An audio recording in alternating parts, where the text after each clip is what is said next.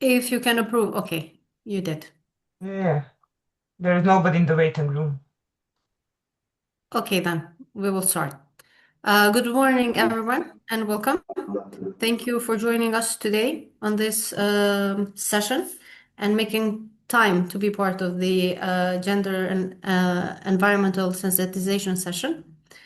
As consultants, you shape decisions, you make strategies and behavior inside companies that puts you in a position of influence, and that comes with a lot of responsibility. And today's session is about strengthening that responsibility in a way that is sustainable with development standards. This session is designed to move us beyond a theory. The goal is to sharpen how gender responsive and environmentally responsible principles are actually integrated in the consulting service that you deliver to MSMEs. This session, I'm hoping that it will be interactive.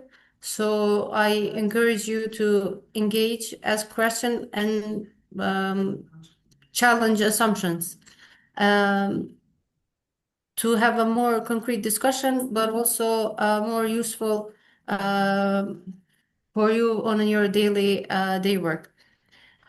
With that being said, I am very pleased to hand over the discussion to our speaker, to Sarah, who also is going to be our facilitator today and will guide you through the today's agenda. Sarah, welcome and thank you for being part of this session. Now the floor is yours. Thank you. So my name is Sara, and I'm gender advisor at Care Balkans International Organization. My main role is actually to support inclusion of gender perspective and gender programming into everything that Care and our partners do. That also one part of that is also actually capacity building of partners on gender related topics. I will now share my screen so you can see my presentation. We can start immediately. I will be with you for the first hour regarding the gender and inclusion session, and then after that, another expert will take over for the second topic. Let me just share my screen and we can start. You see my present. Do you see my screen, my presentation? Yes, Sarah.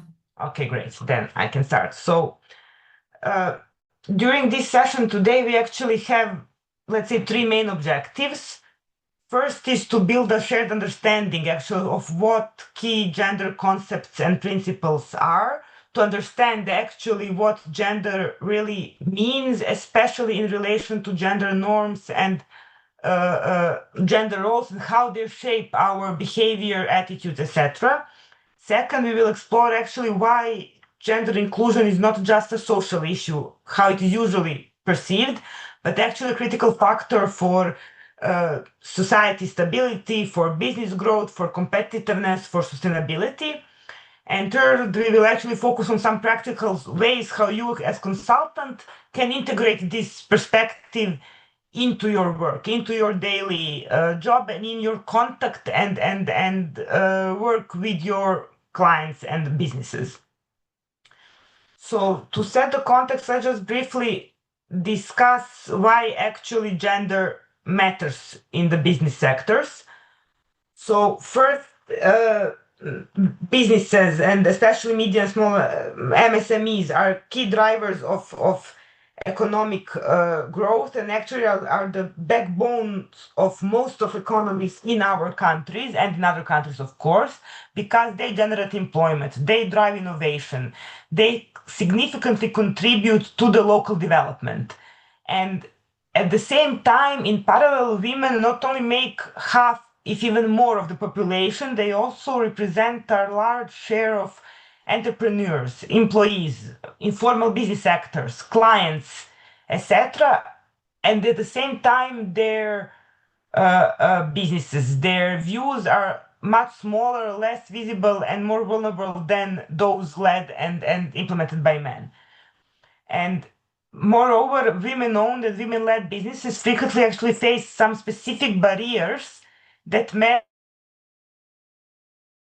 are less likely to encounter. So not that they don't encounter it, but they are less likely to encounter it, which can include limited access to finances, then weaker access to business network, to mentors, reduced mobility depending on the social surroundings, etc.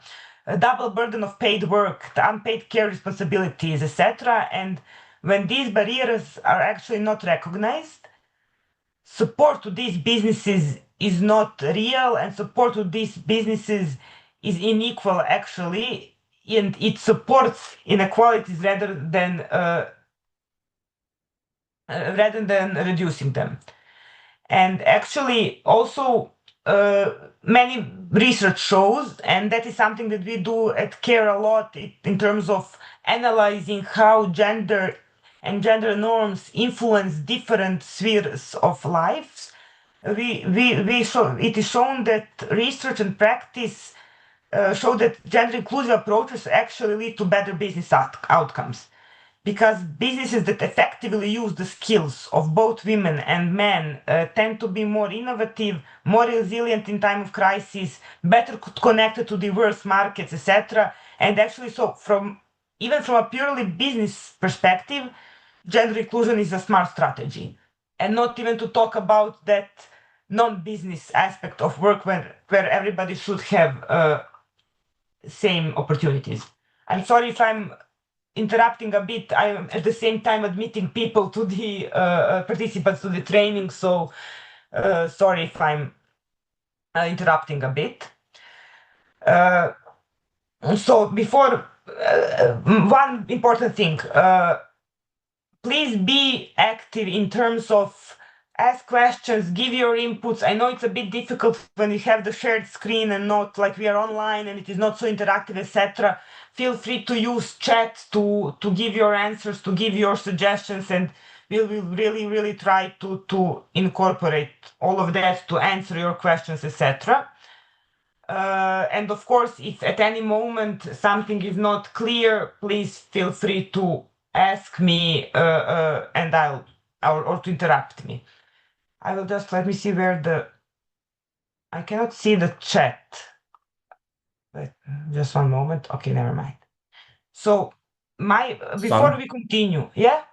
I'm helping in this term, so I'm checking the chat. If there is Okay. a question, I can Okay, stop thank you. reading and Because with the shared screen and everything, I yeah, don't see. Yeah.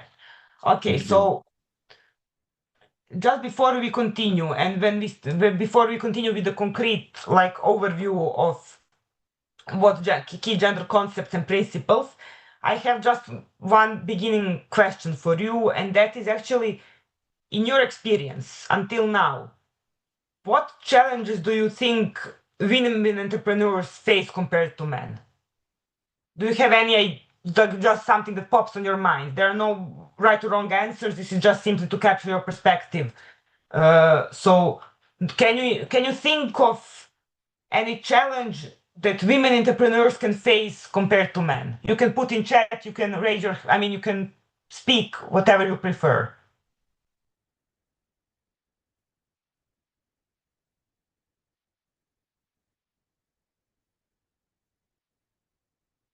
Andron, you tell me if there is anything in the chat.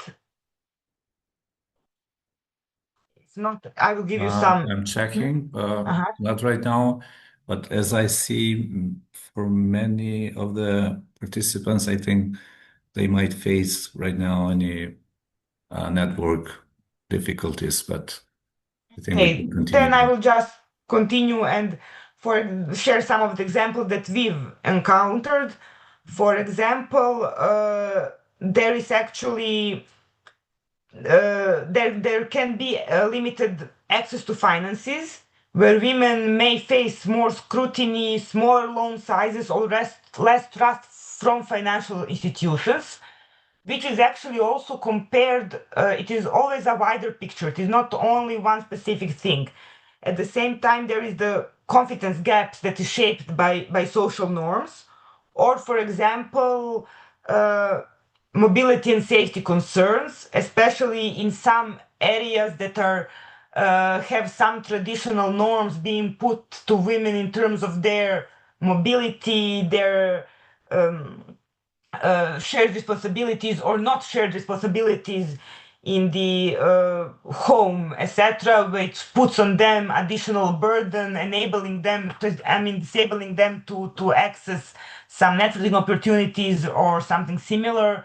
Also, there is a lot of discussions related to maternity and actually adjusting maternity leaves, etc., to businesses and business owners, because that is something that is women specifically, I wouldn't say an issue, but characteristic, etc.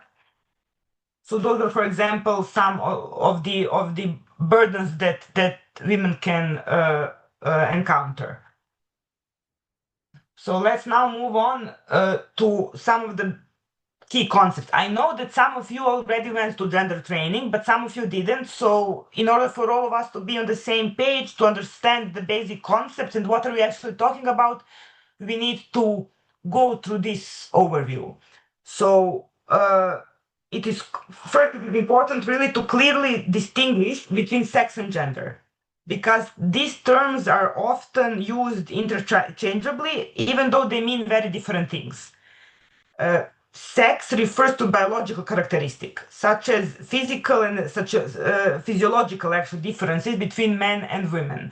We are talking about chromosomes, we are talking about hormones, we are talking about things that are biologically differences, and these characteristics are largely universal and do not change across societies. Of course, there are some examples, but largely these characteristics do not change depending on surrounding, depending on moment in history, depending on region when we are where we are regarding of religion or anything else. On the other hand, gender refers to socially constructed roles, behaviors, expectations, and norms that societies assign to men and women. So, gender is actually what a society considers appropriate, acceptable, or normal for women and for men. So, for example, in many contexts, gender norms influence who is expected to take care of the children, who is expected to take care of elderly family members, who is encouraged to become an entrepreneur to develop its businesses, etc., who is seen as natural leader, who is perceived as being better with money, with technology, in negotiations, who is more caring, who is more giving. So all these expectations are not based on biology, but on actually on social beliefs and tradition. And actually, this being said, what is important is that these gender norms are not fixed and they can change. Why is this important? Because as they change over time and differ across cultures and regions and sectors, and what is considered acceptable for women and men in one country or generation may be very different in another, this actually means that all these barriers that we are talking about are not inevitable or natural, and they're shaped by social systems, and they can be changed. They can be changed through policies, they can be changed through practices, laws, and actually they are changed through our everyday work and everyday decisions that all of us individually and collectively made. And one more thing that is important to say is that gender norms shape businesses' outcomes long before a company is created. So we are not only talking about how at this moment when we have established business led by women or by men, how it is shaped by gender norms. Gender norms actually influence who is from the early age encouraged to become an entrepreneur, who is trusted to lead, who is trusted to make decisions, who is seen as capable of managing finances, technology, who is motivated to go, for example, to choose which career path, and who carries, and at the same time, who carries the burden of unpaid care and household work that is big part of everyday lives that influences also businesses and business development. And actually, these norms As you can see, they affect access to time, to confidence, to capital, to network, meaning that business performances and business growth are deeply embedded actually in social expectation and advantages some have and constraints that other have. I can see, I see now somebody in chat. I think women often struggle to secure business loans and investment at the same rates as men. This is partially because many women do not own property or assets that can be used as collateral, as property is more often registered in a male relative's name. There is often social pressure or stigma about women being in public economic roles, especially more rural or traditional communities. This is, thank you for your input. This is exactly what actually we are now talking about. So it is not only about how in some business relation somebody is viewing you as a man or as a woman. It is actually about all of these other things, about other norms that we need to consider when we are talking about business. So it is not only about women or men having a good business, being motivated and working on it. It is actually about all of this social pressure and social things that are related, that are not maybe directly connected to the businesses or to the capacities of the women or men, but actually largely influences. As it is stated on this slide, so gender norms influence who becomes an entrepreneur. You know, gender norms influence young boys and girls which colleges to choose. Why there is usually, now that percentage is a bit different, but over the history, why there was usually more men in economics, business, IT, technology, etc., and more women in those, how they call it, soft skills, such as, you know, some humanitarian, human, etc., teaching faculties, psychology faculties, etc. It is not because it is in our nature, it is because gender norms actually shape us to make those decisions.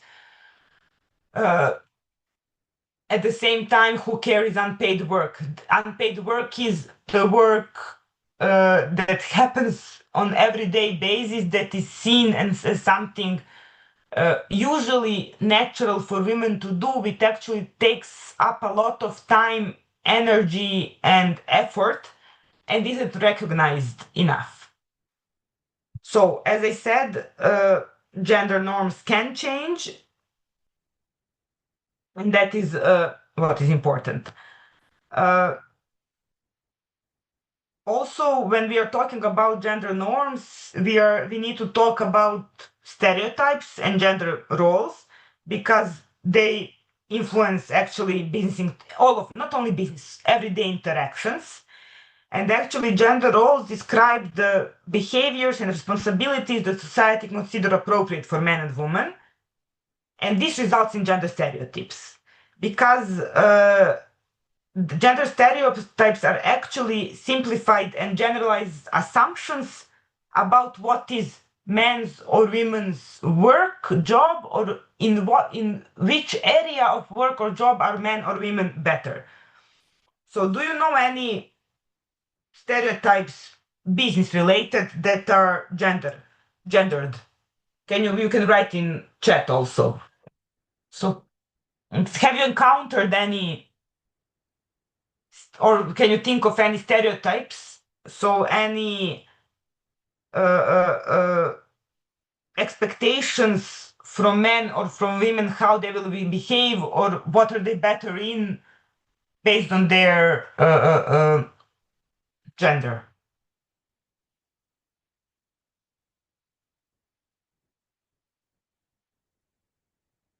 So, for example, my experience was, and it has nothing directly to do with my primary work, but for example, I encountered that many people relate things related to like IT or digitalization or something or technology that men are better and more interested in.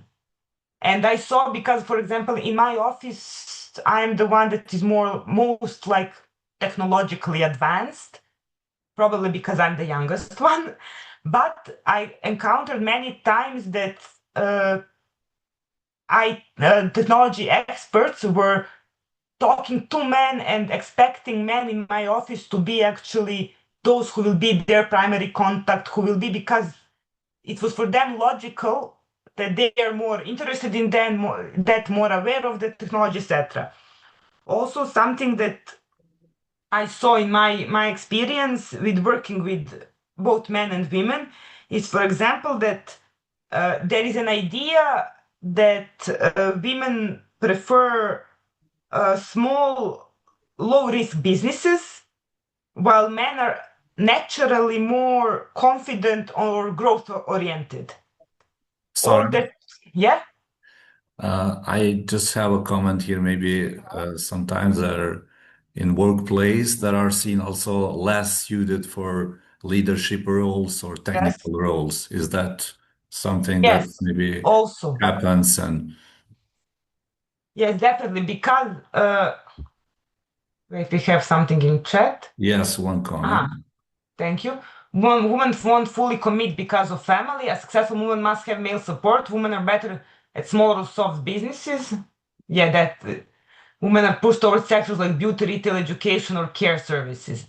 Definitely. So all of this is fully correct, and also that there is difference in the priorities of a woman in business and men in business. For example, as you said here, sorry, I don't see it, Vera, as you said here, so that women won't fully commit because of the family. There is that prejudice, that stereotype that women will actually then don't want to grow their business that much, won't be so motivated, etc. Again, because there is an overview that their primary role should be family. Or, for example, that women are too soft or too emotional to be leaders, as you, Agron, said. Why? Although in majority of countries there is more higher educated women than men currently in terms of higher education, etc. But on leading positions there is more men, which is not so logical if we think about what is necessary to be in the leading position. And this is actually all influenced by not only gender norms and roles, but actually about although what is called like a glass ceiling, all those things. Sorry, we have another, I think, in chat. Oh no, we don't. Okay, we should just have a like. So, and why is this important? Because also this stereotype, all of us have some of these stereotypes and prejudice, and that is something that is normal because we do live in society that is full of them. But that can influence also our work and our communication towards these people. For example, we can unconsciously more focus, for example, when working with women businesses, we can more focus on stability when advising a women entrepreneur, while at the same time emphasizing expansion and investment when advising men. And that doesn't mean that it is something that we do on purpose. It is something that is called actually unconscious bias. And unconscious bias refers to the actually automatic assumptions and mental shortcuts we all develop through socialization, through culture, through past experiences. And these biases operate without intention and without awareness, but they strongly influence how we assess competence, leadership potential, risk, credibility of people, businesses, etc. And in business and consultancy context, especially, unconscious bias can actually shape how we ask questions to people, how whose ideas we take seriously, what kind of advice is offered, how ambition or confidence is interpreted. Sorry, we again have some people in the waiting room. Okay, admit.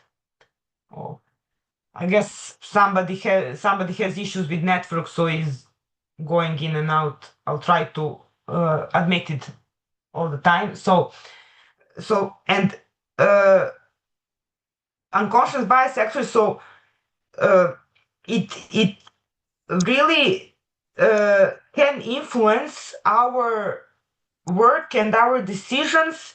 And I know that in these like activities, in this when it is unconscious bias, it's not something that we do on purpose, but we need to become aware of it because it is a critical step towards gender inclusive consultancy, towards actually gender inclusive work. It doesn't only have to be connected to gender. For example, do you know how when you go to your, for example, to bank to get a loan, for example, you will dress in your best suit. You will, put tie or something like that. You will try to look as professional and clean and business and whatever and stable as possible because you know that the person from the bank from another side will unconsciously take that into consideration. They will not look the same, they will not consider the same when the person who is dressed well, etc., comes in and sits across them, and somebody that is like dressed sloppy or something like unconsciously, we will assess the other person as somebody maybe who is not motivated or enough, or somebody that doesn't have like their life organized well enough, or somebody that is not professional enough. That in reality doesn't have to be a real thing. You can have, but that is something that is shaped by the society, and that is how we make decisions. And so becoming aware of the unconscious bias is actually a critical step toward gender inclusive consultancy, because awareness allows all of us to pause, to question our assumptions, to shift actually from stereotype based judgments to evidence based judgments. That's why we need to have that awareness.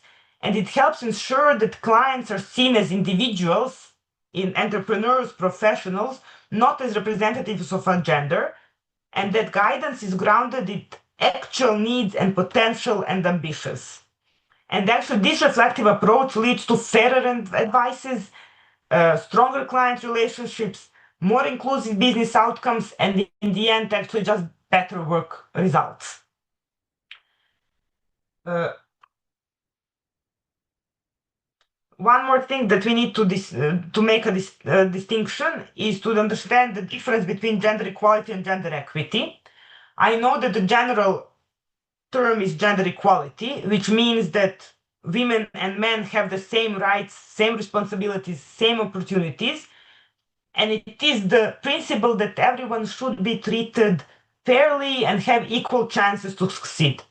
But we are going one step further in this. We are talking about gender equity because with this point of view, we actually recognize that women and men often start from unequal positions due to historical, social, economic disadvantages, and actually that because of this, treating everybody exactly the same does not always lead to equal outcomes, because equity doesn't focus on sameness, it focuses on fairness.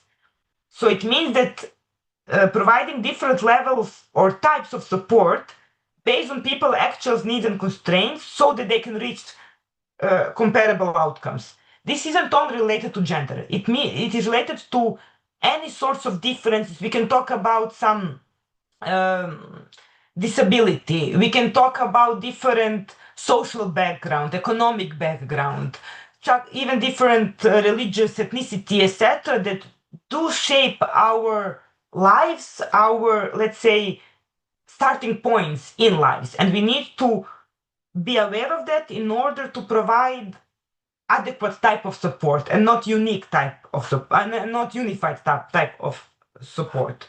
And in our work, this distinction is very important because gender equity, or in general, equity, means adapting your work and your recommendations to reflect a client's real life constraints rather than offering identical advice to all clients. We had an just for one example, we had some regional, international conference, and there were participants from countries that have that law that women cannot travel without male member of family. And if we were equal to everybody, we would just say, okay, we'll cover all the participants. Every office has 5 places for 5 participants. You agree on it and send who you can. If we did like this, women from those countries wouldn't be able to come. They wouldn't be able to participate. What we did is that actually we recognize that for those countries we need to make bigger budgets, different arrangements, different organization of activities in order to enable those women to come. Because if we didn't do that, they wouldn't participate in something that is important for their business and development, not because of their own restraints, but of the restraints they have in their own country by laws, by tradition, etc. So that is one of the example how I see a question. Do you believe that equity should start early in the age to prepare them for equality, or an advantage should be given only on base of gender? So no, I don't think that any advantage should be given only on base of gender. I believe that equity and equality are interconnected and cannot be seen separately. One is crucial for another. And as I already mentioned, so it is not only based on gender, it is actually recognizes differences. Those differences, as I said, don't need to be only, we are now talking about gender, but as I said, they can be because of the different social background, economic background. We are talking, I don't know, different, as I now mentioned, religious background, disability, physical, or something else. So this can really be something that, and any difference that we have that we must be aware of when communicating, giving opportunities to people, not only working with people. And yes, this should start from an early age. I know, for example, we were working a lot in primary and secondary schools. Me concrete on my programs, I work a lot with children and high school students, and sometimes there are children that have some difficulties. I wouldn't even say difficulties, but like differences in terms of attention, reading, etc. If we treat them the same as equal as the rest of the kids, they will actually have lower results because they need some different support or different, maybe not support, but just some different approach to show their full potential. Okay, I see another question. We can notice that there is a huge pressure on companies to have gender balance, and at least in ICT section noticed that often less qualified person hired, which puts more pressure on the team just in order to have gender balance. Yeah, this is something that I'm never for percentage just for the sake of percentage, but sometimes this is the only way to open opportunities for some groups of people to have access to the different positions. Because, for example, in many positions, women are excluded, not concrete, not directly, like it is not said to them, but it is known that they are excluded because it is foreseen that they will marry, have children, take maternity leave, etc. It is seen as something that is not good for the business. So yes, there is a need for some additional, let's say, mechanisms to include more women in different sectors or more men in some other sectors, depending on the sector. But I would never go in the like to in terms of to hire a less qualified person.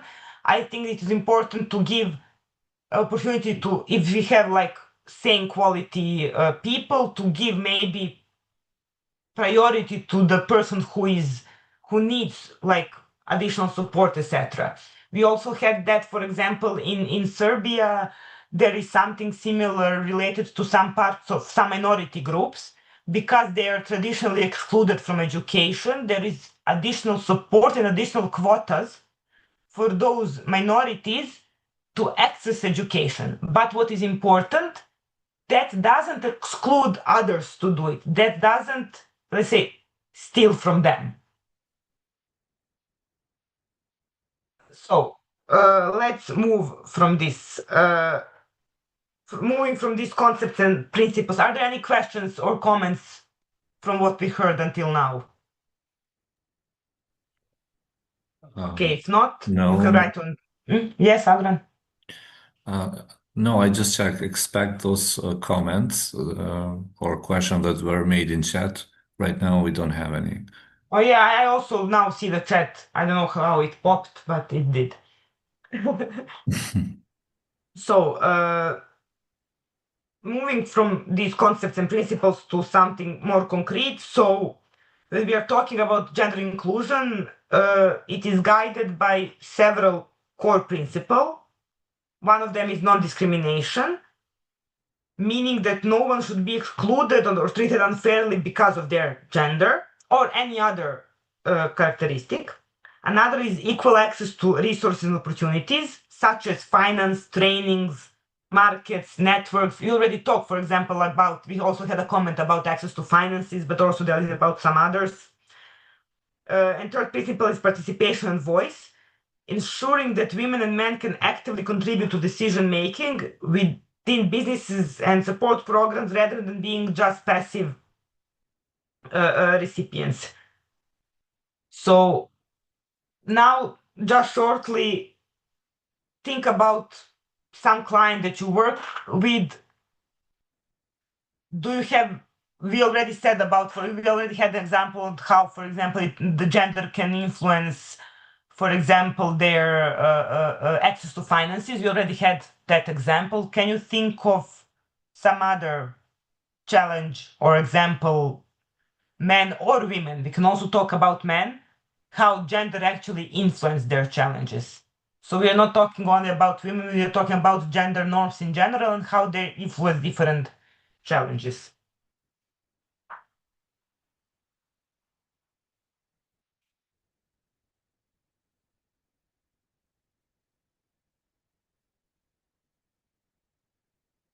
So we already had example about access to finances.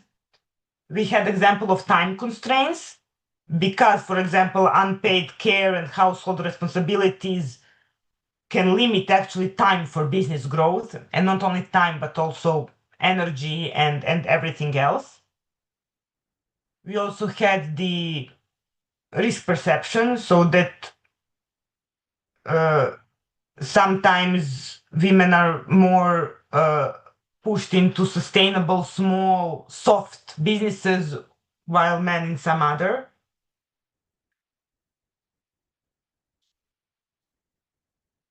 And in general, like gender gaps are still very visible in these areas, such as access to finance, use of technology, participation in management, representation in business associations, etc. And at the same time, we have many examples of women-led MSMEs that have shown really strong resilience and creativity and innovation, particularly actually during economic shocks and crises. And actually, when these gender barriers are addressed, these businesses can scale and create jobs and contribute more fully to the economy. But what does this mean in practice? How we as advisors, consultants uh, can actually how we as consultants can actually integrate gender perspective into our work. So these are the, let's say, general uh, guides or activities that we as advisors and consultants can do.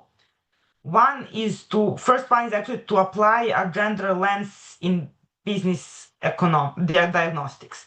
That actually means to look beyond formal ownership to understand who really makes decisions, who controls resources, who contributes to the business, including unpaid and informal work. And that actually also means that uh, uh, uh, doing gender analysis and actually looking for differences in opportunities and constraints and experiences between women and men in business context. This can be done through everyday consultancy process. So when you assess an MSME, you can ask yourself simple questions like, do women and men have equal access to finance? Who has access to markets and business networks? Who receives trainings and skill development opportunities? Who actually make decisions about investments, hiring, and expansion? And that is actually this part related to ask gender sensitive questions. I'm missing the questions. Uh, who decides on investments? Who decides on growth? Third thing is actually to use sex disaggregated data when possible, meaning to separate data that you collect by women and men to reveal some hidden gaps that averages conceals. So, for example, looking separately at how many women and men participate in a training program or access loans or hold management positions can quickly reveal patterns of exclusion that might otherwise remain invisible. And without this data, actually, inequalities are often hidden behind average data. And support may unintentionally benefit one group more than the other. Because if we don't, for example, look at sex disaggregated data about who participates more on trainings and who have uh, bigger access to some development opportunities, we will not ask a question why is this like this. uh, then adapt recommendations to reality. That means that gender inclusive consultancy recognizes that clients operate within different social economic realities. For instance, a women entrepreneur may face time constraints due to caregiving responsibilities, or maybe limited mobility due to safety or due to cultural norms, or maybe lower confidence due to when engaging with financial institutions due to previous experience in the society and in these processes. This doesn't mean that those businesses and those individuals do not have capacities for development and for growth. And gender responsive approach does not interpret these constraints as a lack of ambition or lack of capability. And actually, it adapts business strategies and growth timelines and support mechanisms to fit the client's context, while still encouraging progress and innovation. And also, what we need to do is check how unconscious bias affects the advice we give. So we may, without realizing it, encourage men maybe to take larger risks or pursue rapid expansion, while advising women to grow slowly or avoid debt. So by consciously checking our assumptions and asking clients about their goals and their aspirations, we ensure actually that our guidance aligns with what the client wants and not what we expect them to want. And that is something that is really important in our everyday work. And finally, promoting equal access to opportunities. It is one of the crucial parts of inclusive gender consultancy. So consultants are often gatekeepers to opportunities such as finances, training programs, networks, markets, and you can, on the one side, like actively encourage women entrepreneurs to apply for funding, participating in capacity building initiatives, connect with businesses and networks, etc., but also provide them additional guidance on application processes, connecting clients to mentors or role models, challenging stereotypes, both yours and within institutions, that actually limits participation.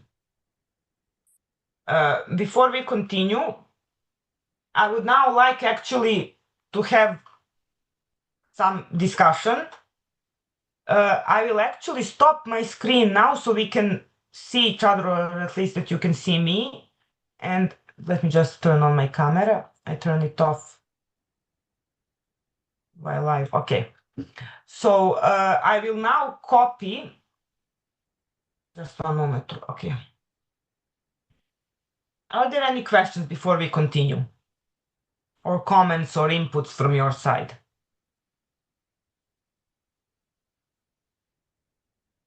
And then let's have a short interactive session. So this session is designed just to help you to recognize how participation and visibility are often shaped by unconscious bias, because we talked a lot about unconscious bias and how it influences our decisions, our behavior, etc. It focuses actually on how seemingly neutral formats can unintentionally disadvantage somebody. I will give you in chat a situation.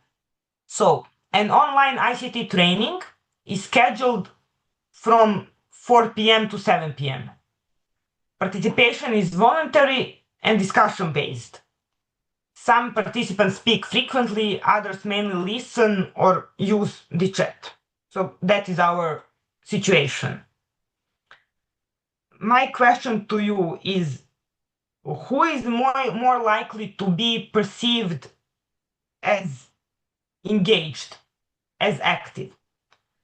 Those who speak often, those who listen and write in chat, those who stay for the whole session, all of them equally. So how would you assess participation of participants? Based on what?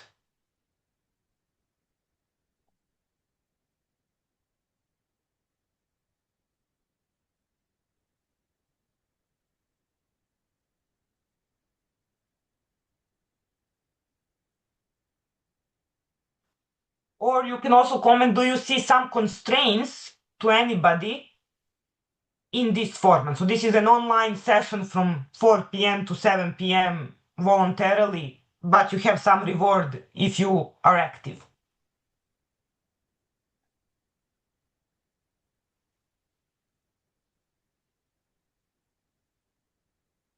Who can benefit from this program and who can maybe be unintentionally excluded?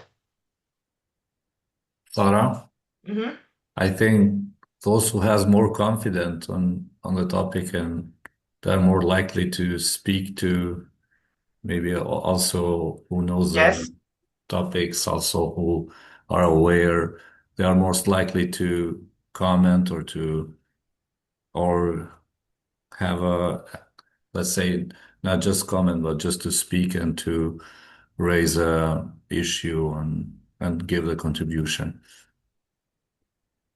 So there is the thing related to confidence. And as we said, confidence is often shaped also by especially in these business environments, by different social, it is not only like individual, it is also shaped by different social and other opportunities and constraints. At the same time, does speaking less mean being less committed? If somebody speaks less, if somebody doesn't raise its hand, does it mean that it is less, that that person is less committed? Well, I don't really think so. I think they can, even though if they don't speak, they Of still course. use the opportunity to have a comment in chat, or they are committed, or they might already gone through this training or session. So I see it as it is in this ways. I don't Yeah, know of what course. is wrong or right, but Also, nobody noticed, but for example, I said that ICT training is scheduled for 4 p.m. to 7 p.m. Does that, we're talking about majority of women and men, and in these terms, does that affect? I think in general, people who show higher visibility and authority are more likely to be perceived as active participants. That is actually true, that engagement is often misread as volume and not contribution. Somebody can contribute more with one written sentence than to engage 10 times loudly. But the person who engaged 10 times loudly will be perceived as more active or as more committed or as contributing more. When it is substance, it doesn't have to be. Also, as I mentioned, I said that it is from 4 p.m. to 7 p.m. In majority of that is so after working hours, it is voluntary. And sorry, I need to sneeze. It's okay. So, and in majority of our communities, women are primary caregivers in their homes, meaning that this time is often used for dealing with children, elderly, household activities, etc., which can limit or distract their access to this or their, not motivation, but their, how to say, focus, for example, in this area. I remember when the COVID started, a lot of us worked from home. I mean, majority of us. Those who have children, both women and men who had children at home were in hell because they had at the same time to work, to deal with kids, which is normal, of course, but they had to do many different things at the same time. And for them, at that point of time, working from home was really burdening and really limiting and really energy consuming. And they weren't as focused and motivated or enabled to give their maximum at work because, of course, they had some real struggles. On the other hand, us who don't have kids at home, who live alone, etc., we had the time of our lives. I was never more productive. I was never more focused. I was never more organized than that. And this isn't even gender specific. This was just something that wasn't taken into account when it was okay. You must all work from home, or everybody must work from home 3 days a week. But do we have the same situation at home, for example? And in general, okay, so now let's go to the follow-up question. And follow-up question is,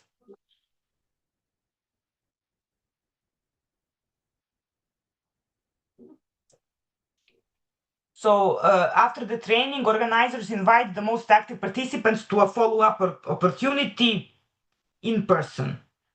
So, as we said, who may be missing from this opportunity? It is those who were maybe they will not be given the opportunity. Those who were maybe less active, how it was called, or those who weren't as loud as possible. At the same time, if it is in person, if it is several days, this gives another set of constraints that is not the same on both for both genders or for both situations. So what is some small changes that would make participation and visibility more inclusive? For example, hybrid or flexible participation options. Structured turn taking, so organizing a session in a way that you really support and give opportunities for different people to engage in different ways, valuing chat and written input equally, proactive follow-up, tracking who gets visibility, not just attendance, etc. So these are just some small steps how to improve your work and how to consider these differences and these unconscious biases to make it more inclusive. So participation and visibility is not neutral, and inclusion is not about who shows up. It is about who is seen and heard and further supported. I now need to finish. I hope that this wasn't too. Okay, I see now in the chat. Let's just quietly reflect the participants who engage by listening rather than speaking, people who process internally and don't jump into discussions. Yes, all these people, this doesn't mean that they lack experience or motivation. It just means that different forms or opportunities must be given to them. And that is actually my summary.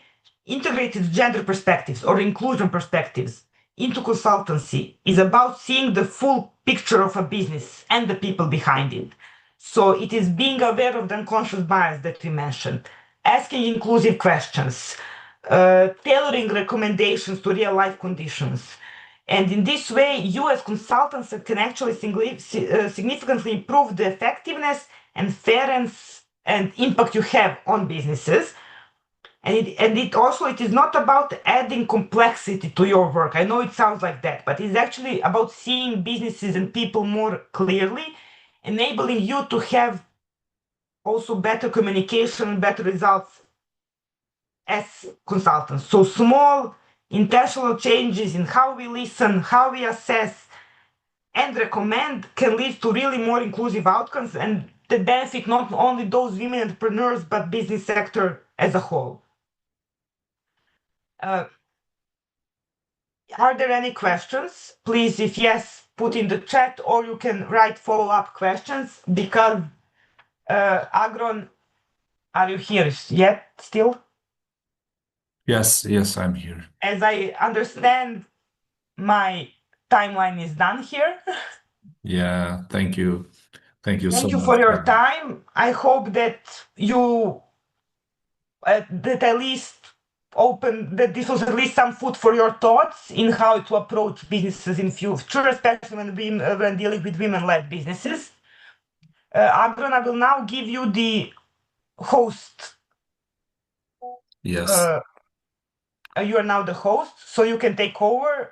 Thank you everybody for your time, and hopefully we will be in touch. Agron, you know that I have to go to another. Yeah. Thank Thank you you, so much everybody. again. And right now I invite Plum Ginoli to start with his part of session.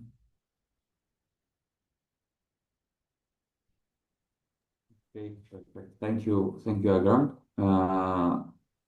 I'm very delighted to be here with you today. I know that Agran has to jump to another meeting, so I will be hosting this meeting and finalizing this meeting once we are done.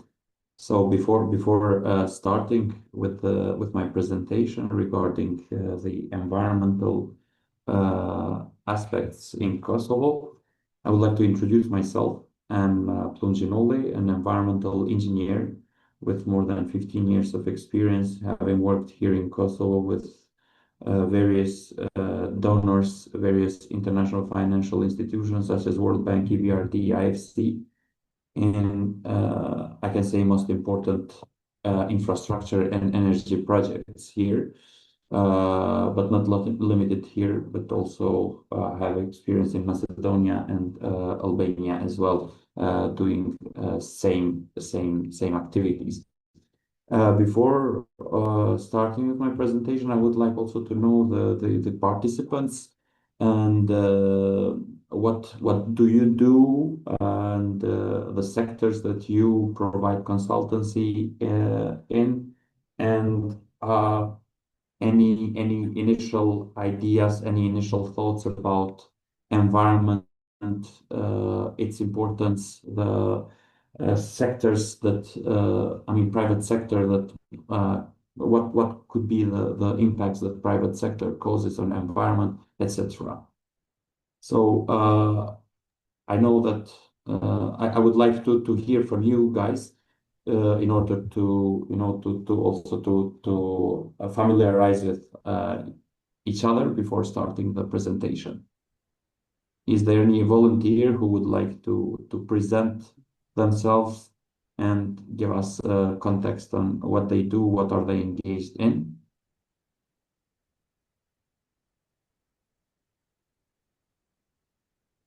Well, if Yes, I may just add something yes. here, because I saw from the very beginning that Mhm. some of the participants they had some difficulties with the With microphones, internet, but probably. I would just like to share something here.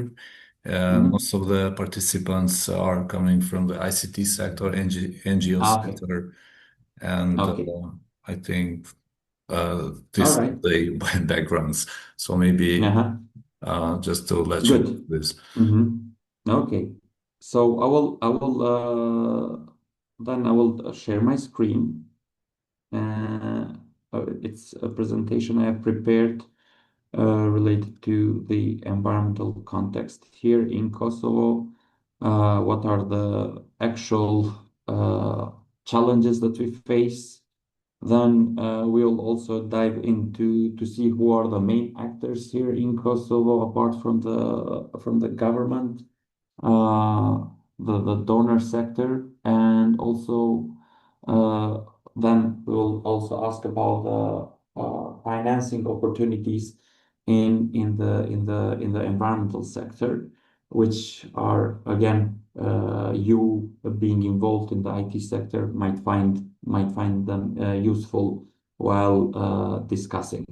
As always, you can always put your comments if you have difficulties in using your microphone, and I'll make sure to read them as well. So let us start with my presentation. Uh, what are first of all, what are we trying to learn today, or what are we trying to get? As a takeaway from this session, what are the objectives? We are going to speak about the main actors and standards that are used globally,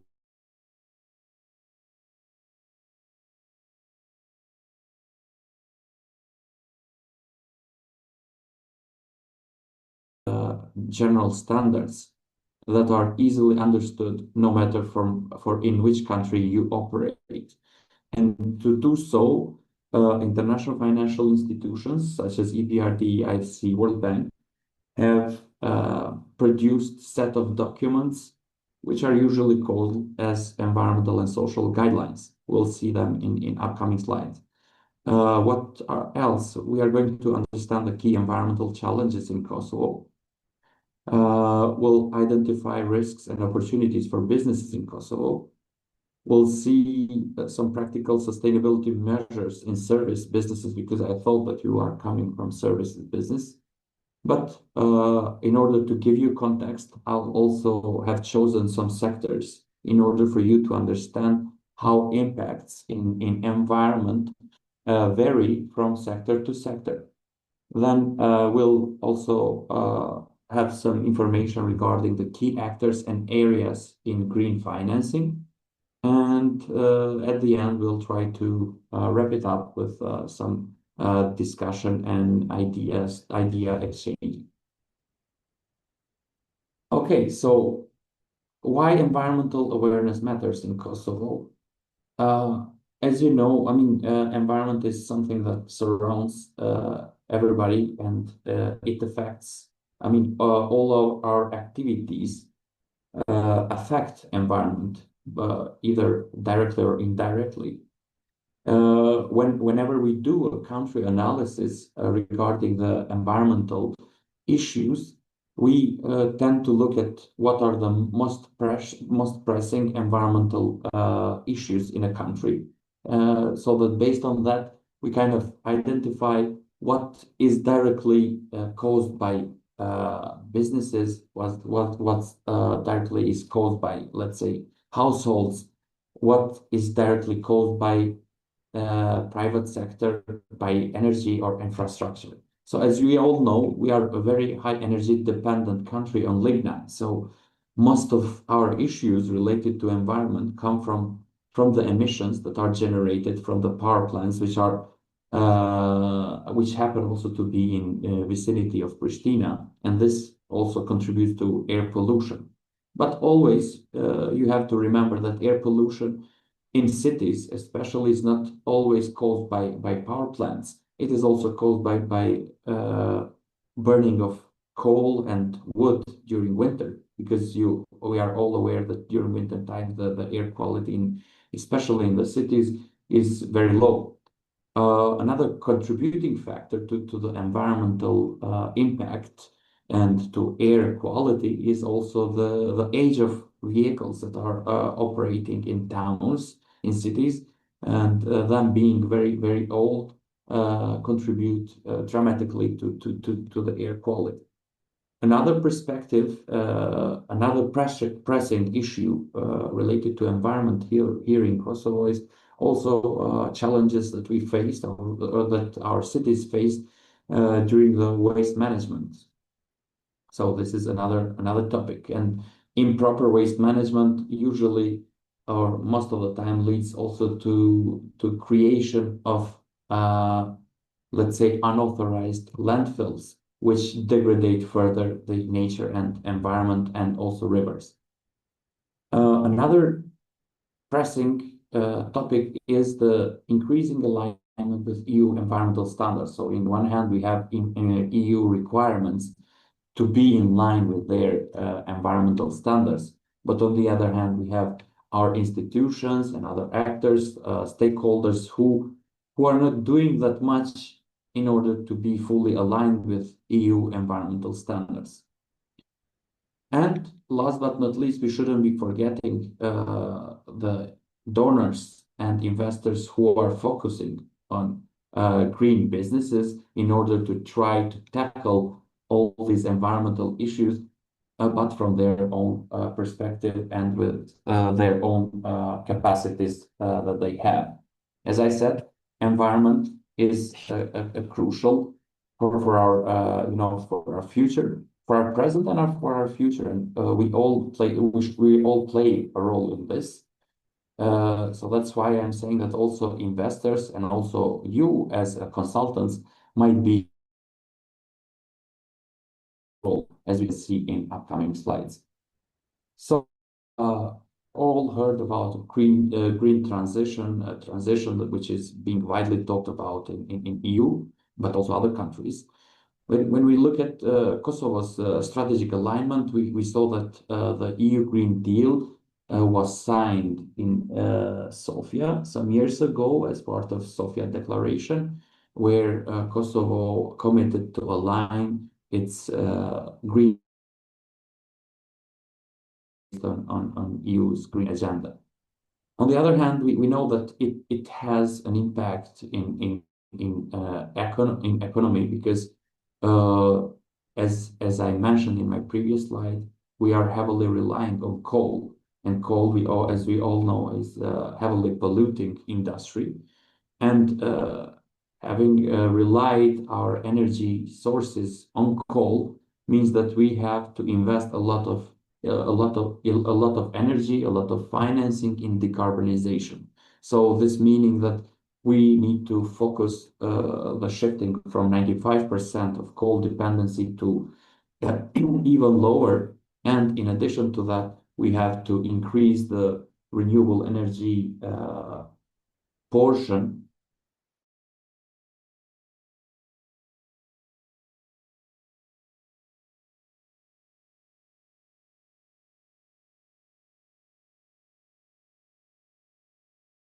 mechanisms. I don't expect that you are all familiar with this terminology, but it's something very important that is expected to come by 2026.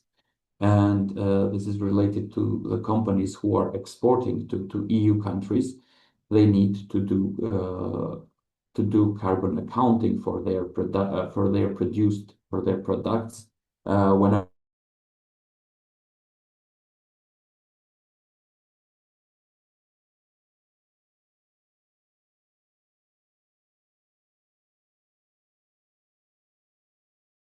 which it took to be produced, but they account also the carbon emissions that they were used. As I mentioned, we in my previous slides, there are some common rules and standards for measuring environmental performance.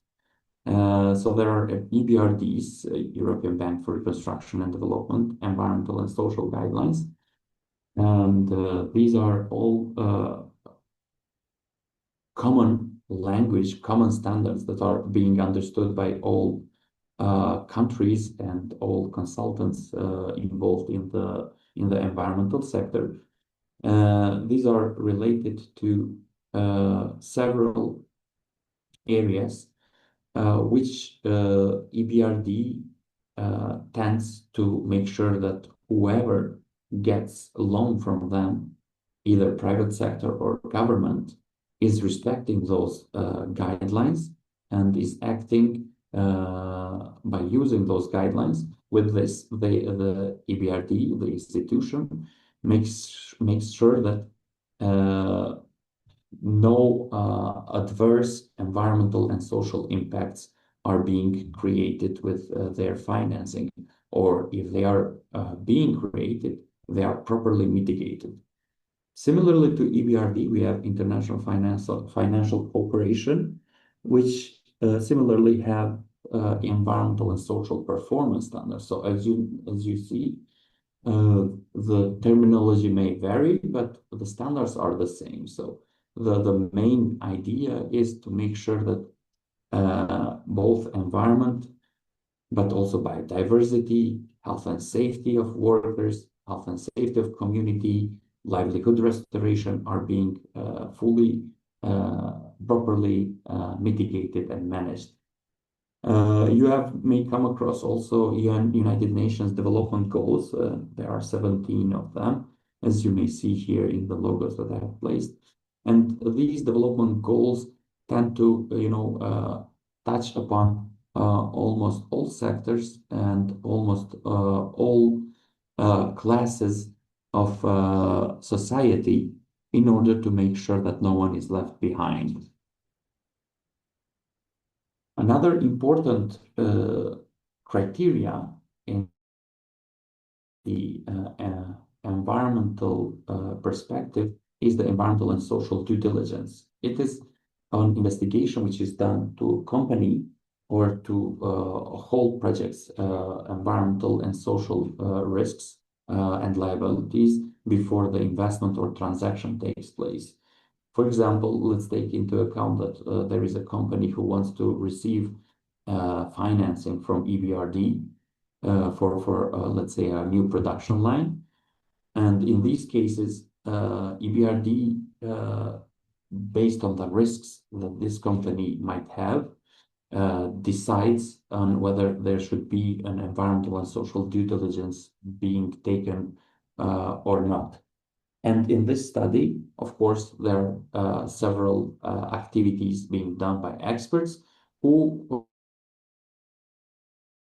based on the activity of the company who wants to receive the loan, they identify the risks, they identify the mitigation measures, they identify the opportunities, and also they tend to promote sustainability through this study.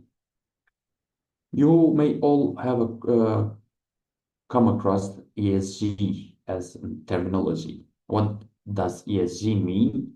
It refers to environmental, social, and governance.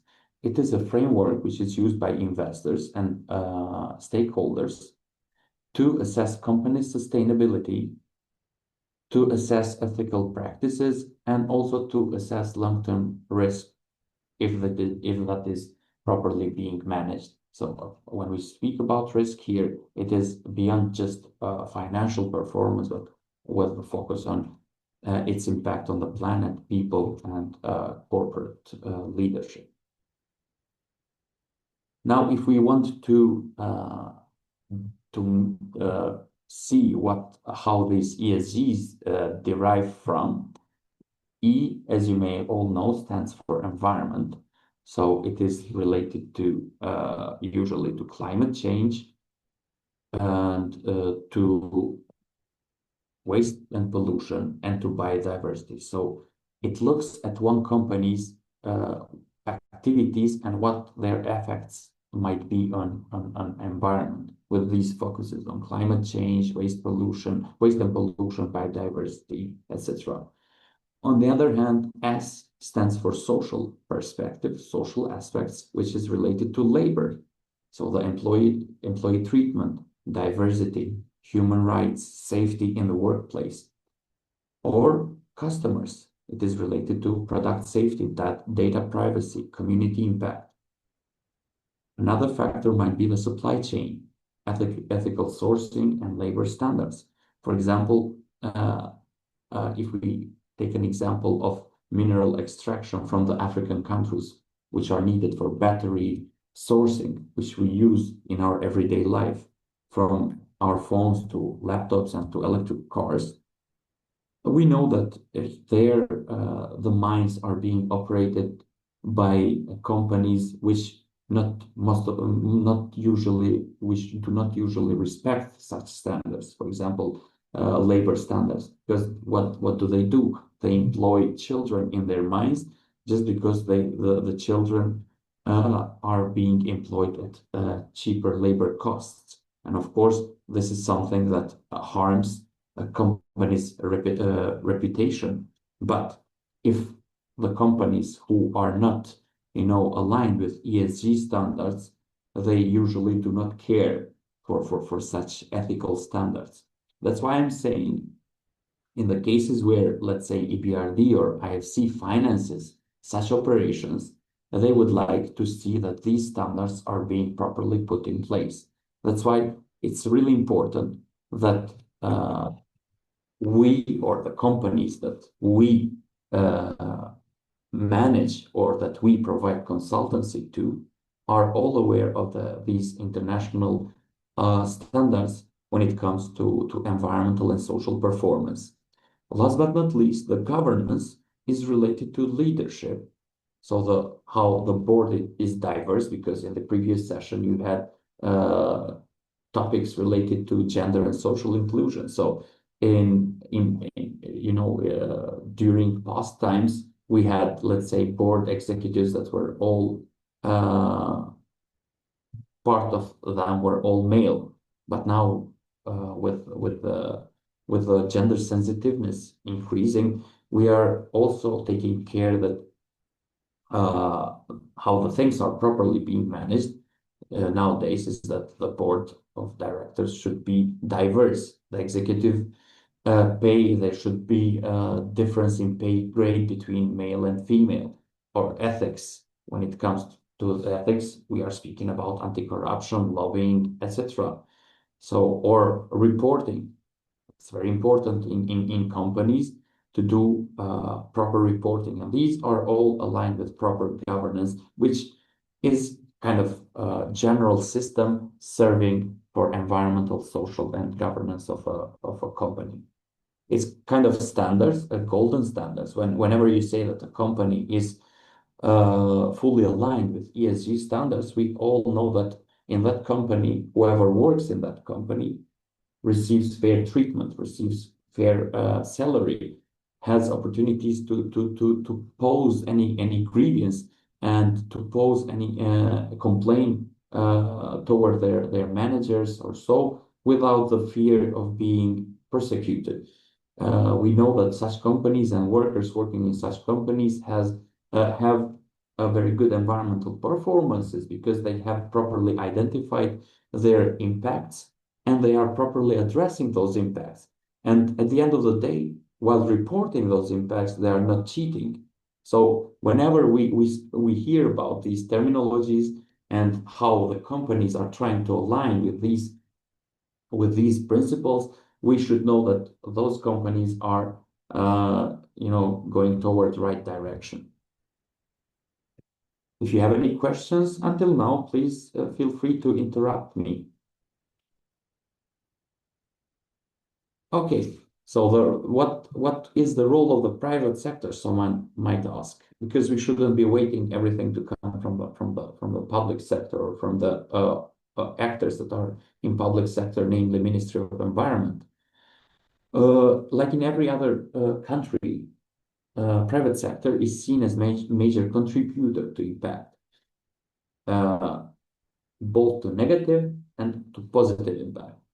As I said previously, the companies with their activities, someone is causing more impact, someone is causing less impact. But there is no company in Kosovo or in anywhere in world that does not have an impact on environment.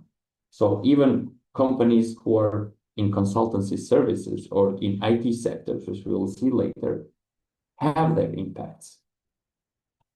On the other hand, the role of private sector is related to the innovation potential, because we all know that the innovation comes from the private sector. And we should be considering the private sector as a partner in sustainability goals. What are key environmental challenges? Like in every other country or which is in development, there's limited awareness related to environmental challenges, and I know that most of you, what I'm speaking today is not that familiar. So you have may come across a lot of times, but you haven't been, your brain was not triggered when you heard or when you saw those things, because that was related to the activities that you are involved in. And at the end of the day, why should you care when there are persons who are environmental experts to be taken care of? On the other hand, there are also cost concerns, because companies, not all the companies are not aware of their impacts, but to take care of such impacts, to address such impact, it has cost implications. And as we all know, most of the companies are on survival mode, and not all of them are willing to invest in technologies that would, reduce their environmental impacts which come from their operation. Another factor would be the weak enforcement, which is related to the central level or local level governments, which through their inspectorates or limited number of inspectorates are not able to monitor all activities taking place and are not able to impose fines for environmental damages that are being done by companies. And last but not least is a short-term focus. This is also related to companies' management. For example, there might be time where management wants to address something, an environmental impact, but most of the times, this will be a short-lived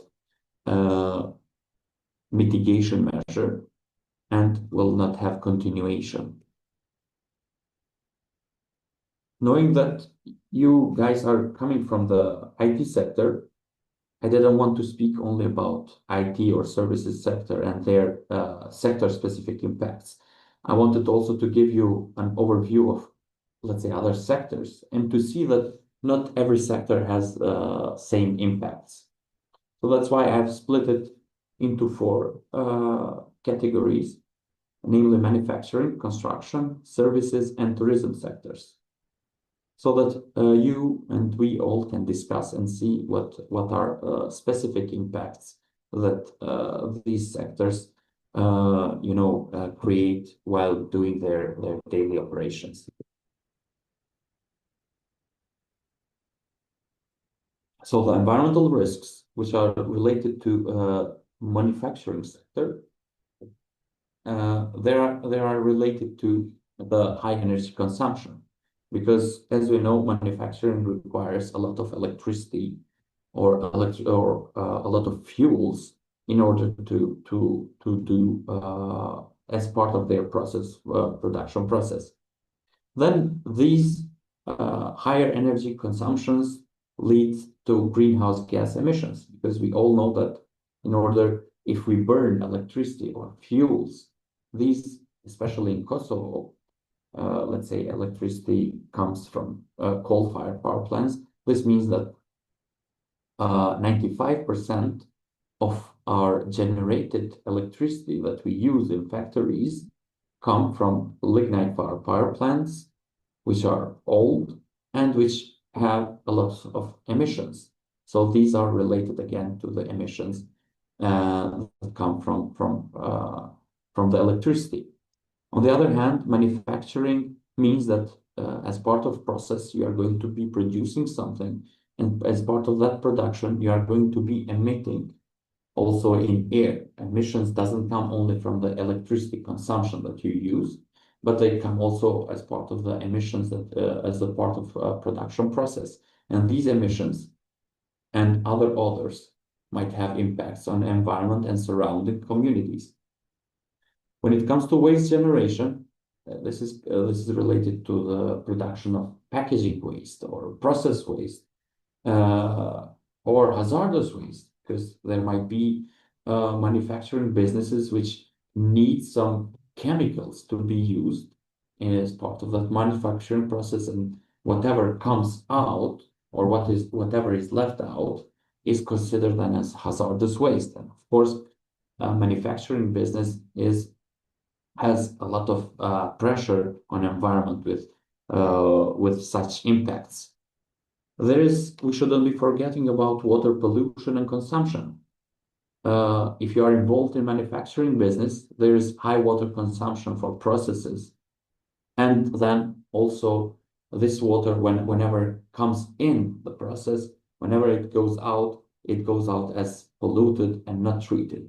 And if we are not going to treat it properly and discharge it directly to the environment, the effect will be very high on either natural riverbeds or if we put it directly to the sewage.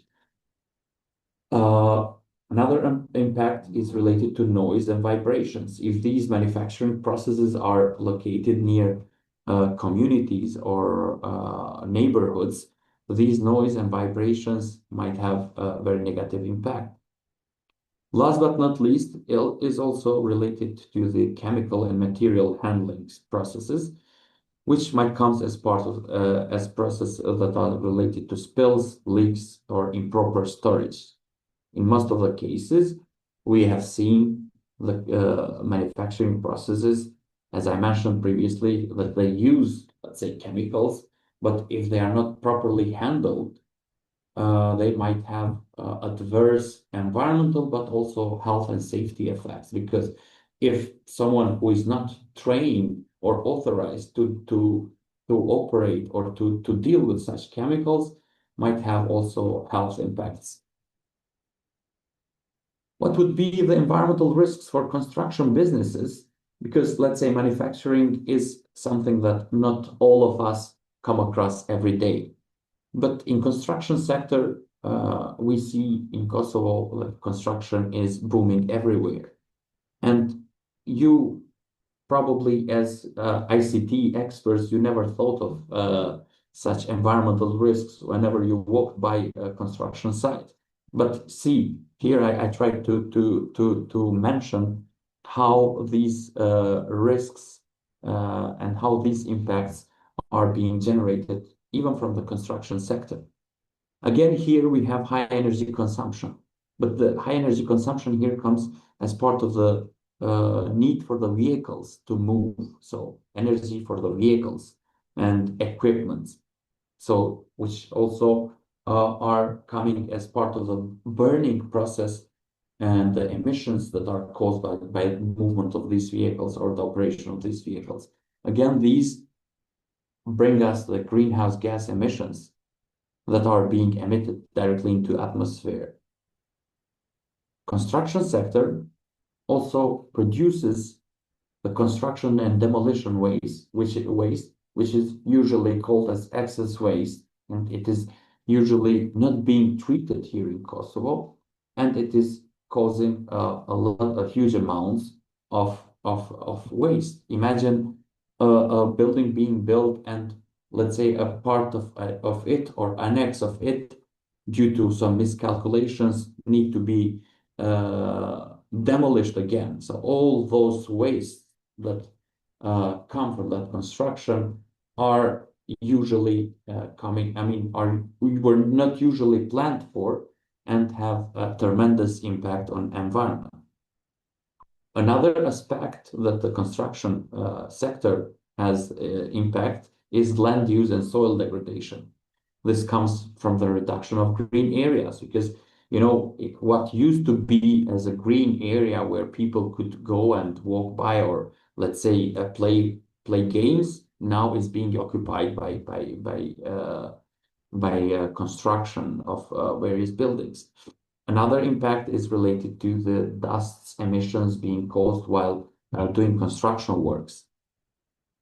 We shouldn't be forgetting also about water pollution because we know that there is high water consumption for concrete, and concrete is like the main component for the construction, and noise and vibrations as well. See, I tried to explain what are the environmental impacts from various sectors. But now, when we go back to the service businesses that you are all involved in, what could be the environmental impacts?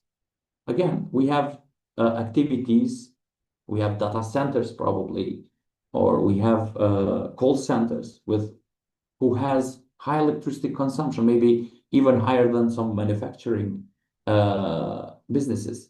And all of these, again, can be explained on how the impacts come from the high electricity consumption. If you recall the examples that I gave from the manufacturing sector, because high electricity consumption automatically means that there is a high emission being caused by that specific business. We also have paper and plastic waste, which is usually generated from such activities. Not that in other sectors such wastes are not being generated, but when we want to specifically look at the services business, then these are some of the most burning topics or issues or impacts that come out of the operations that are in the services sector. We have then water use, for example, in the sectors which are hotels, cafes, or laundries, and noise and air emissions, for example, in activities which are related to transport-based services. For example, companies who do logistics and transportation of goods. Another sector is tourism sector. Again, the high resource consumption is related to energy and water use in hotels, resorts, or restaurants. Then we have waste generation. Here, for example, waste is not anymore related to hazardous waste or to packaging waste or to process waste. Here, the waste is related more to food waste or single-use plastics. And limited waste separation and recycling options. For example, we all know that in Kosovo, the use of recycling is very limited. And not having such initiatives makes also, let's say, services sector or hotels and tourism sector or even manufacturing sector generating waste at much difficult level in order for processing it. Such sectors also have pressure on natural ecosystems because they are usually located in nature, in areas close to protected areas. So if you can imagine locations such as Brezovica or Bieszka Tenemona, Peja region. So all these locations or all these activities make pressure on natural ecosystems, pushing these ecosystems and pushing wild habitats, wild animals further. So these are all part of the impact. Again, we have also water pollution, we have air emissions, visual and noise pollution as well. Now, I've been mentioning since the beginning there is the impact, the importance of identifying the impact, but there's also the mitigation measure. Because we all know that even producing a pen has an impact on environment. So, but we cannot stop producing pens or laptops that we need now in our everyday life. That's why we should propose measures on how to keep the impact as low as possible. So in this case, I'm again directing this discussion toward your activities, your daily activities. So what would be the mitigation measures that are practical and affordable for such industries that you operate? You have all heard about LED lighting and smart energy management systems. This is related to the impact that I identified earlier. So the impact that I identified earlier, which was related to high energy consumption. So here we are trying to mitigate that impact by changing the lighting system or putting smart energy management systems in our offices, meaning that the lights can be turned off automatically. The heating and ventilation or air conditioning systems can be regulated with thermostats. All these contribute toward reduction of electricity consumption. So once we take those mitigation measures, once we take such measures, automatically we are trying to decrease our impact, our pressure on environment of our activity. A more advanced solution would be placing rooftop solar or green energy, having green energy contracts with companies. For example, you need taxi services. If you want to align yourself toward being green, you'll sign a contract, let's say, only with electric taxi companies, because that will become a part of your company policy. If you have a suitable place to place solar panels on your roof, then you'll place the solar panels on your roof and you try to become independent from the grid so that the electricity that you used a year ago when compared to this year is becoming 30%, 40%, or 50% less. That automatically brings you 30%, 40%, or 50% less emissions. You can introduce waste separation principles to your companies or to your activities. By doing so, you'll automatically start separating glass, plastic, paper. So the paper that you use producing reports, various reports, and so you'll start not throwing them away on a dustbin, but placing them on a separate container where you could give them to another company who can do recycling from them. Another principle would be digitalization to reduce paper use. Now we all know, and you are in the ICT sector, we know that the e-signature is something very secure. So why should we print a paper which needs to be signed by our boss anymore? So why don't we change this principle to sending to our management documents which are e-signed? Or other simple environmental policies for small and medium enterprises that might contribute directly to let's say, to positive environmental impact. These are more advanced mitigation measures for, let's say, for private clients. So energy audits are one of those. In order for a company to know what they need to say, they need to firstly undertake an energy audit. As name implies, it is an audit conducted by professionals who diagnose the daily energy activities or daily energy consumptions of the company and start suggesting and as part of the process suggests measures to be taken in order to reduce the energy costs.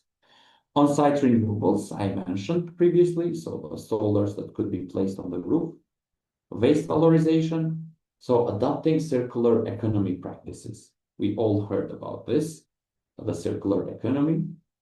So in Kosovo, still we are not in that path, but toward going through that path, adopting such circular economy practices will be equal to waste valorization, because what you consider as waste might be someone's else business model.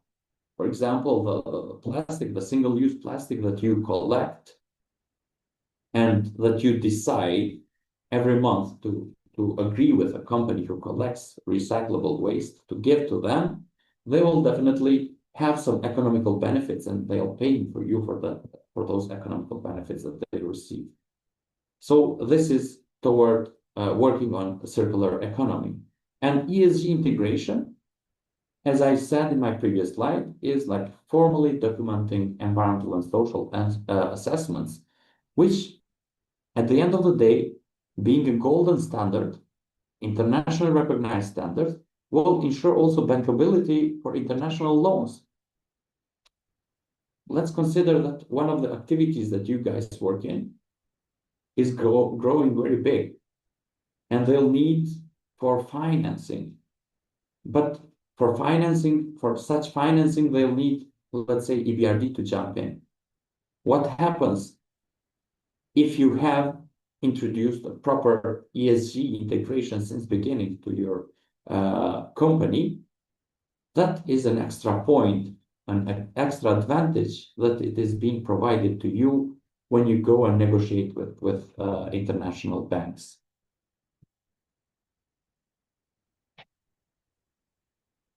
What would be some environmental sustainability ideas for green startups?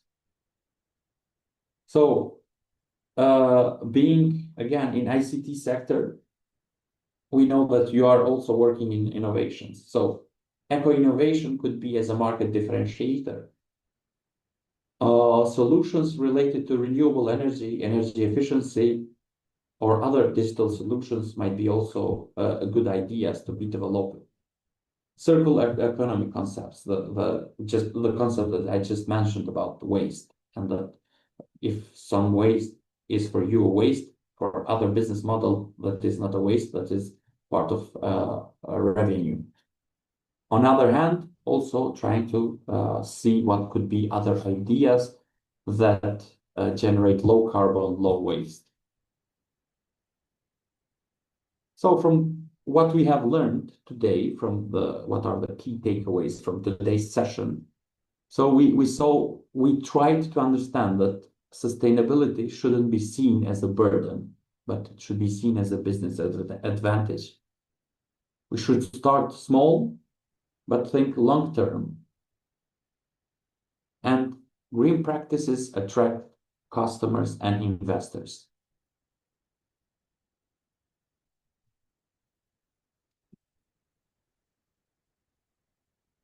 I would like maybe just to ask you what are potential environmental impacts that your businesses create. So from whatever we talked until now, you probably have some ideas on your mind that your daily activities or businesses, what could be the impacts that your daily activities or businesses that have. Is there anyone who would like to share anything?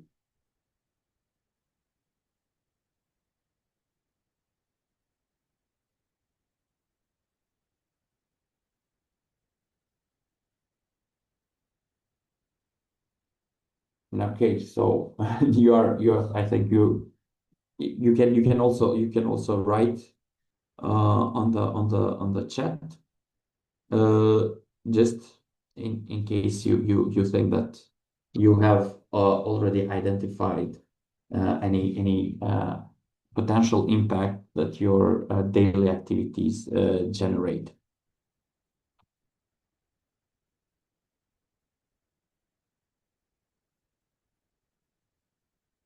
Okay, but then please think what could be those impacts, and then how easy that impact is to be reduced, and what would be the cost and benefit of such reduction or such mitigation.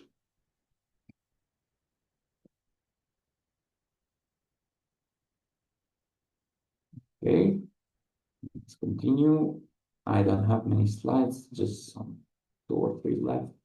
Okay, we spoke until now about various impacts that businesses might cause in environment and how businesses might want to address such impacts. And that wouldn't mean something if there wouldn't have been green financing options. So here I try to list some of the actors that are present in Kosovo doing financing for green ideas, green businesses, and most important. I mean, one of the most important players is EBRD, who through local banks, Raiffeisen, ProCredit, NLB, BPB, is providing soft loans to businesses equipped. I mean, but these some loans are also equipped with a grant. So this is kind of hybrid model where the grant varies from 10 to 15% of the total loan amount. And the idea of having such financing opportunities is for SMEs who wants to invest in either addressing their environmental incompliances or being more environmental friendly, or addressing their increase their product quality or occupational health and safety. Another important actor is the International Financial Corporation, which supports green transition, again, via local banks with various loans for projects related to climate, but also women-owned businesses. We have local banks. We have local banks, which I mentioned, EU and other donors, and MCA Kosovo as well. Okay, this is my end of my presentation. I want to ask you if you have any question and that you would like to ask or to raise any or to share any experiences or any ideas.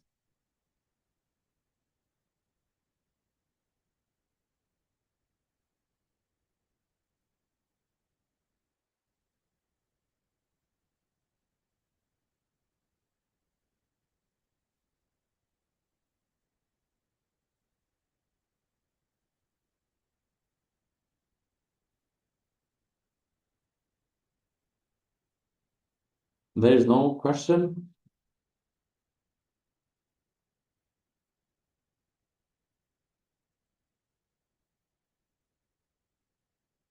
Okay. I hope then you found the presentation useful. And okay, there is a question from Vera. Which company in Kosovo had highly environmental impact? Thank you, Vera. So, as I said, most of the impact is coming from energy production facilities, which is KEK. So therefore, we might conclude that in Kosovo, most of the impact is coming from publicly owned company, KEK, due to their old power plants, and these old power plants are not able to process or to treat the emissions coming as part of the burning process of the coal properly. Therefore, the impact is mainly, I mean, coming from those, but we shouldn't be forgetting other businesses, large industry businesses such as Shartsem, for example, or ferronickel. So these are if someone asks you to list, this might be like top 3, top 4 companies who has highest environmental impact. On the other hand, we also have other companies from other sectors that are causing environmental impact, which are related to the construction or quarries. So these are also in that list. Which one had positive actions in recent years? Okay, so that's also another good question. Shartsem, being a private company owned by international investors, they tried to take measures as part of their corporate social responsibility, which is again another section of environmental and social governance, which I mentioned earlier. So what did they do? They tried to modernize their production process, but apart from that, they tried to have some contributions also to the community, first to the surrounding community, but also to other wider communities. Again, we see a tendency now from KEC to move from fossil fuels, or at least to move a part of its production from fossil fuels to renewable energy, because recently you have seen maybe in the news that KEC wants to diversify their energy portfolio by producing also from the solar power. So this is also part of positive actions being taken by private companies, and this is all is interrelated to what I mentioned earlier. So environmental social governance. So you are as an entity, as a government, as a company, you are at the end of the day trying to not only make a production, but you are trying and seeking ways on how to be useful for community with that production process that you are involved in. And thank you, Vera, for those 2 questions. They are really important questions, and also gives kind of explanation or they are like foundation of what are we talking about today. Any other question?